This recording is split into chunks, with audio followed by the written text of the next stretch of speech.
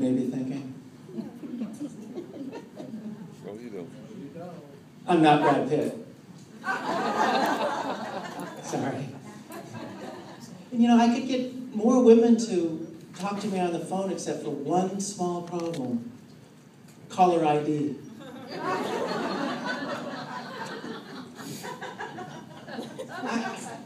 I don't get it. My mind is willing, my spirit's willing, the women, not so much.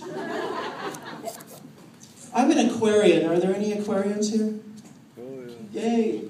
You're supposed to clap, Ken. Clap and yell. Yay. Well, there's a really incredible coincidence. I'm an Aquarian. All of my dates are the same sign. Yeah, it's crazy. They're all the sign of stop. And I had a date the other day, one of the strangest dates I've ever been on. I think I've only had this type of date one time before, a second date.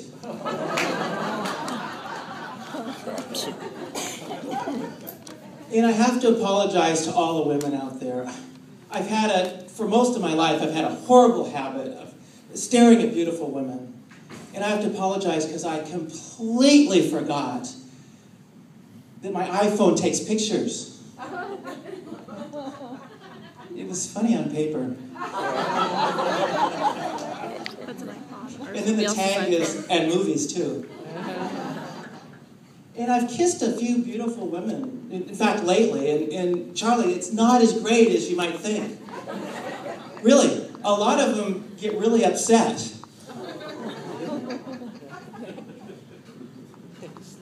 The other day, it was amazing. A beautiful woman walked right up to me and started talking to me.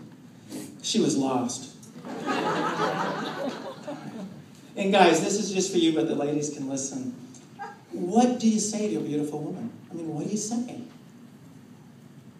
Anything she tells you to. And some of you may know, some of you might not know, I'm in an organization called Toastmasters, where I do public speaking. And I'm way involved. I go to all the conferences, and I do the contests and everything, and I never say that I'm a lousy speaker. I let the judges do it. And after every contest, though, I walk right up to the judge and I tell him, I'll be back. And it's crazy. I've come in second so many contests. My 89-year-old mother thinks I changed my name to runner-up.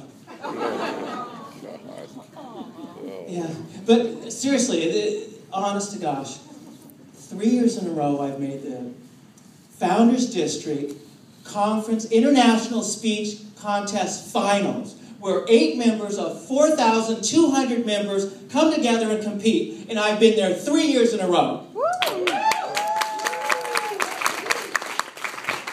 And I had a good seat right on the front row.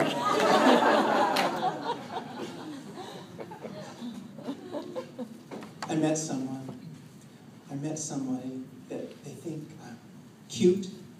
She thinks I'm funny, and she thinks I'm, what is it? God, I feel like Rick Perry.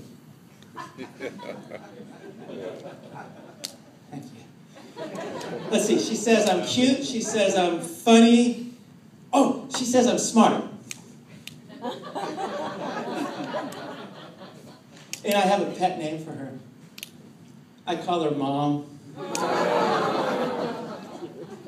It feels like I've known her all my life. And I put one of my speeches on YouTube the other day, and I had to watch it.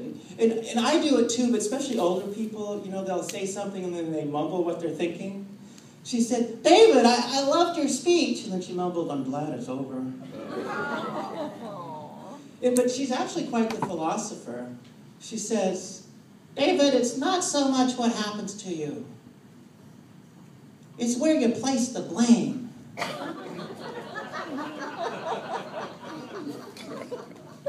My mother is so mean. And if you had ever watched Johnny Carson, you would say, my mother was so mean, she tells herself to shut up.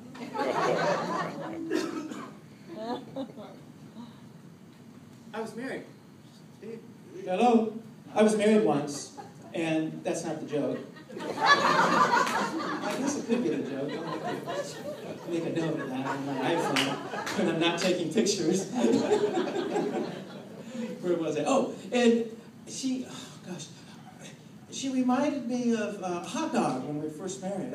I never could take my eyes off her buns. But I was lovesick for the first, I don't know, 7 days. And then just after that, I was just sick. And our marriage was all about rings.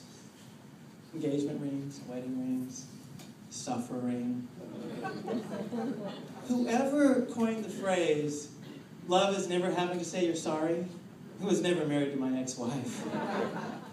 And she had a really strange way of saying I'm not in the mood. Pepper spray. I still hurt it.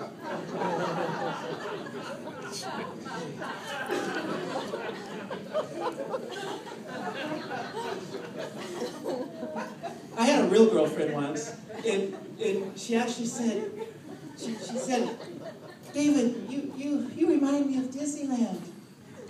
It is a small world. After all.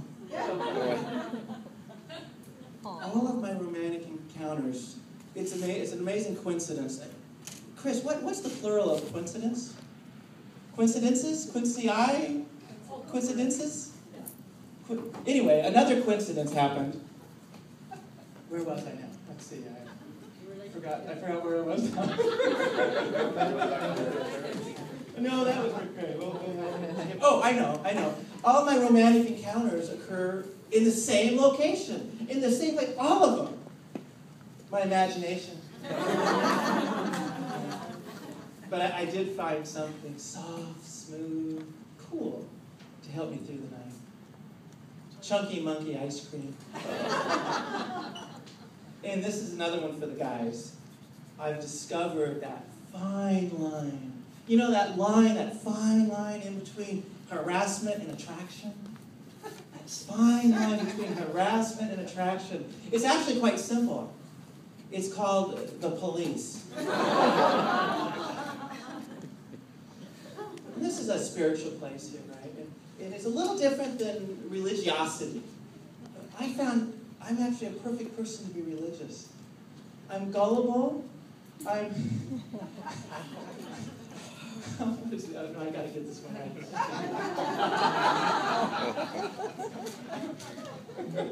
I'm naive. I didn't even see it. I'm naive, I'm gullible, and I'm hypocritical. Whoa. No tomatoes. It's a good thing we put watermelon in the salad. Huh? Let's see.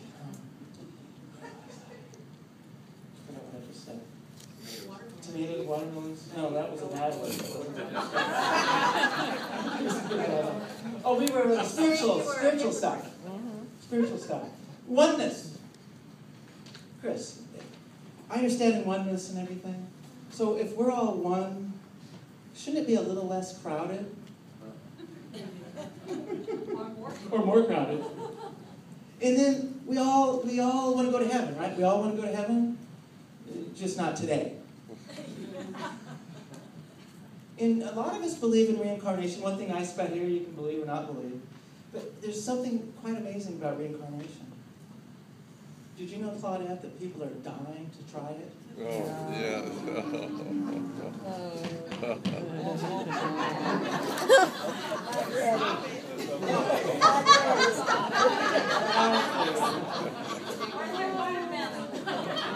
Where's the watermelon?